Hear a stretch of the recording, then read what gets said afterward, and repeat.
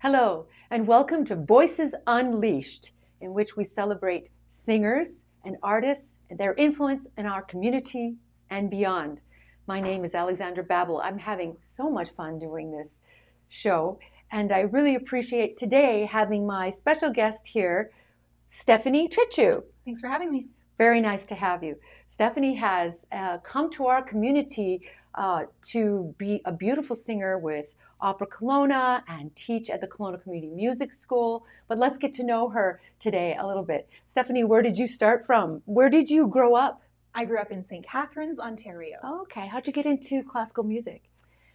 That was a bit of a one thing after another snowball effect, but I did voice lessons when I was a kid, and then I went to a high school that was really nurturing to musical abilities. And then I met a teacher who encouraged me to go study at the post-secondary level.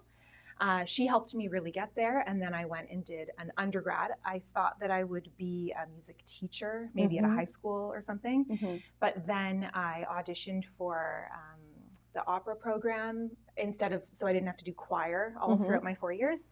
And I participated in the chorus and in opera, and then I just was sort of bit by the performing bug at that point. That was my 4th year university.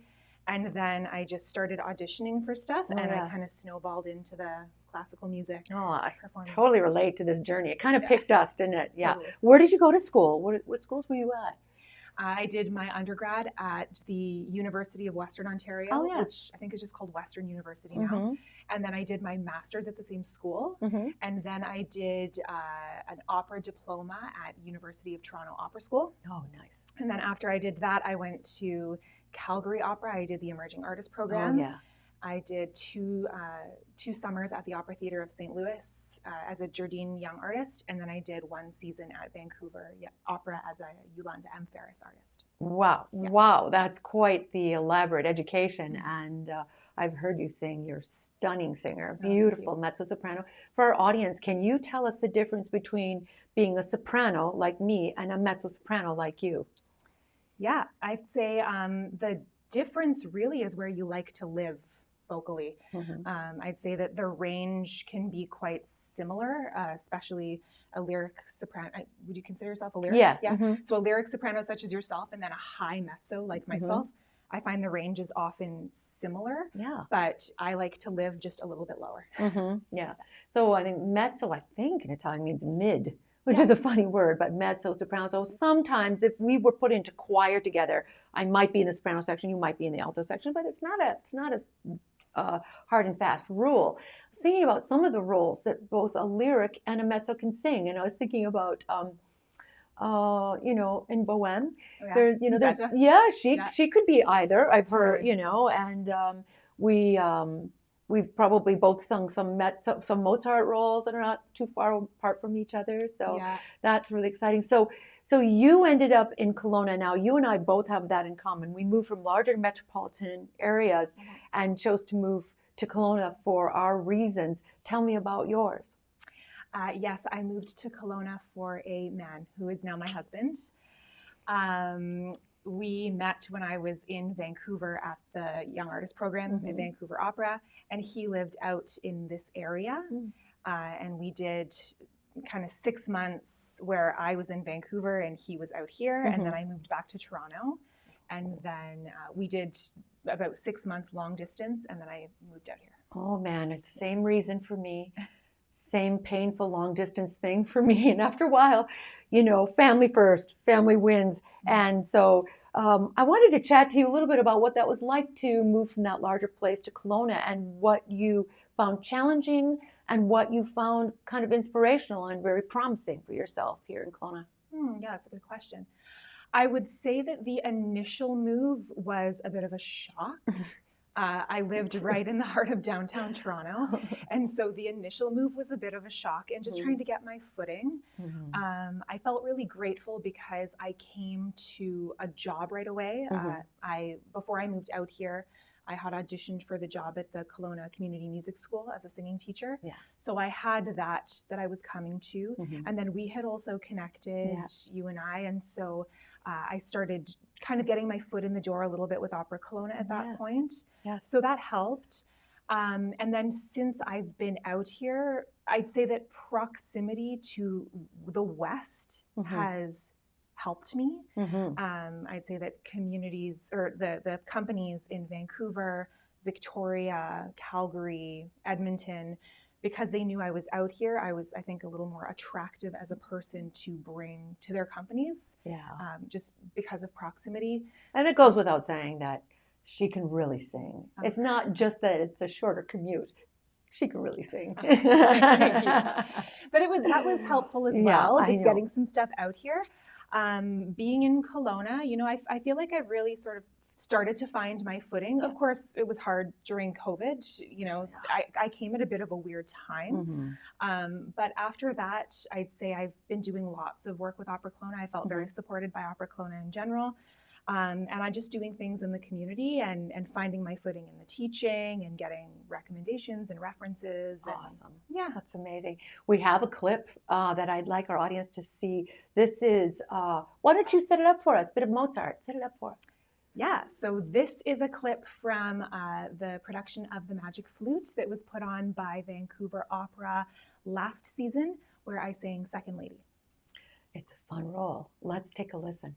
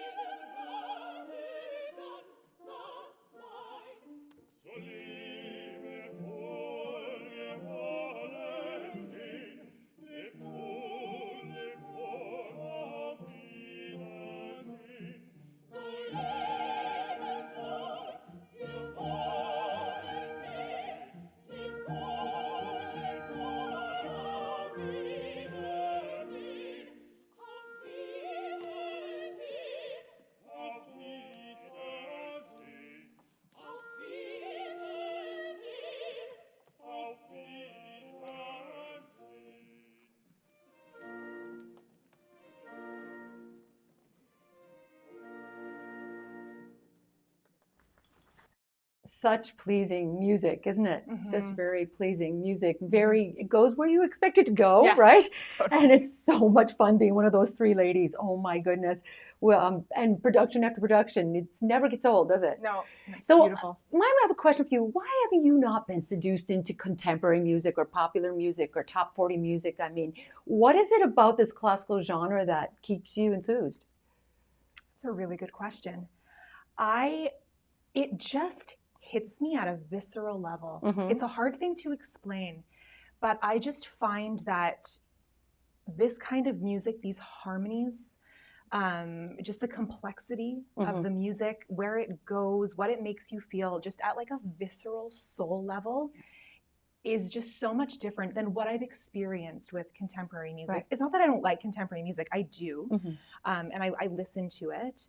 And I find that there are some contemporary musics that really do, you know, incite a lot of emotion in me and these sorts of things, but it just doesn't it doesn't hit me viscerally the way that classical music does. Yeah, I could concur with that. What is it that is required of you as a singer technically that's different from singing as a contemporary singer? What is required as this classical opera singer, and even how is that different from being a choral singer? Yeah, that's a good question too.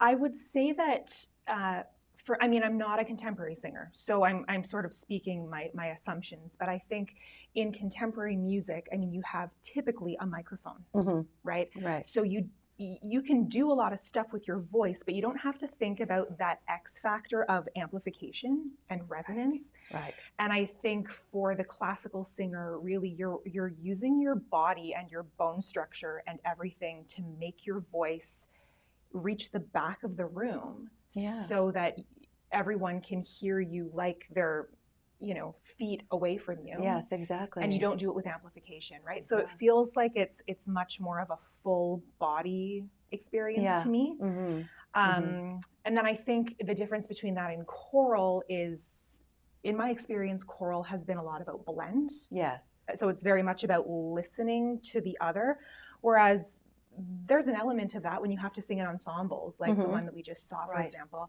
But I'd say that there's more of a opportunity to kind of let your freak flag fly. Right, exactly. Totally. And I was thinking too about how much we as opera singers study the space, the acoustics. It's very much a study in the physics of a space and the walls, and getting better and better at learning how our voice is going to be projected in different spaces. And we all have our favorite halls, and we all complain about our least favorite halls and how it feels like we're singing through a velvet carpet in this space. And then when it comes to outside, it's altogether different again, because there are no walls. And so all of a sudden, then we do actually have to, conform to some sort of microphone, because it's difficult to hear in a space that doesn't have any walls at all, right? It's very interesting. So as you go forward in your career, what role are you still excited to learn and perform? I would love to. I've done the aria, but I would love to do a Cenerentola. Oh, Angelina from the Right. Cenerentola. Yes. And I've done Rosina before once from Barbara of Seville. Yes. But I would love another kick at doing that as well. Yeah, lovely. Yeah. And how do you feel about contemporary opera and the new stuff that's coming out? Love it. Yeah? Yes. I am a big fan of contemporary opera. I like contemporary stories. I find them to be relatable. I like the way that a lot of the new operas that are being written are written about topics that have grit. Oh, yeah. So I really like that. I like the challenge of learning a difficult score, a really difficult score. Yeah. And I just actually came off of doing a production of Flight with Vancouver Opera. Yes, I know all about it. Fantastic. Yeah, it was such a fun, it was a hard show to learn, but I loved learning it. It was so good. And just such a relatable story. Oh, that's awesome. You have a clip of something that is contemporary. Tell us all about it. I do, yeah. So I am part of a collective called the Bicycle Opera Project, and it's a group that runs out of Ontario. It's a pedal-powered opera company. So their mandate is to bring Canadian contemporary opera to smaller communities that don't typically go to the opera, and they do so by bicycle. And so we... a few seasons ago, we put on a show called Sweat, which was a fully a cappella opera. Wow. And we toured it all around Ontario. And so we put this on, but then after COVID hit, Bicycle Opera was awarded a substantial grant to create a digital production. Nice. And so then after COVID, we ended up doing a film version of Sweat. And so this is the trailer. Okay. This is the trailer. Yeah. Okay, let's watch.